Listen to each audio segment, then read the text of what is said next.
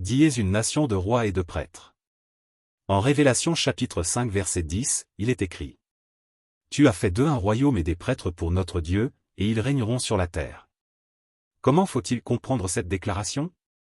L'apôtre Paul nous donne la réponse lorsqu'il explique que les disciples du Christ forment un seul corps composé de nombreux membres.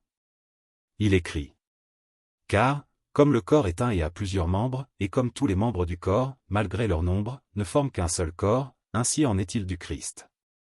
Vous êtes le corps du Christ, et vous êtes ses membres, chacun pour sa part.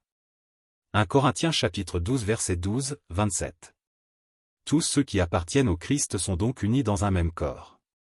Ils sont appelés à avoir la même pensée que Jésus-Christ.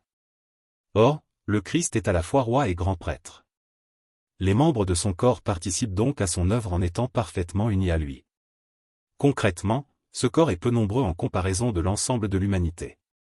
Avant que les hommes parviennent à la perfection à la fin des 1000 ans, ce corps, bien qu'il soit composé de nombreux membres, agira comme un seul homme, dans une parfaite unité avec le Christ.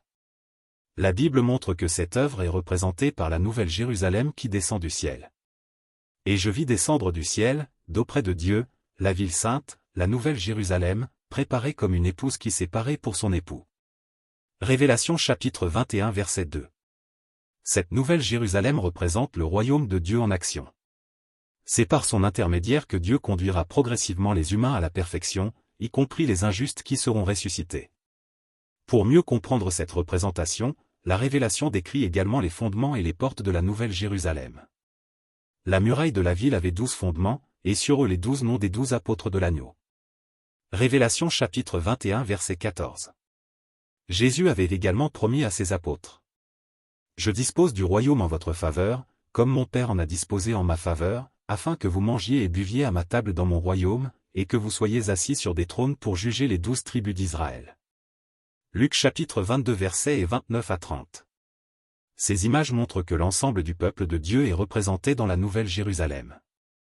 Les 12 tribus et les 12 apôtres symbolisent la totalité de ceux qui appartiennent au Christ. La Bible nous donne ainsi de nombreux indices pour comprendre le dessein de Dieu. Elle montre que ceux qui composent la nouvelle Jérusalem possèdent la pensée du Christ. Comme l'écrit l'apôtre Paul. Pour nous, nous avons la pensée de Christ. 1 Corinthiens chapitre 2 verset 16. C'est donc cette pensée que nous devons rechercher et imiter dès aujourd'hui, afin de marcher à la suite du Christ.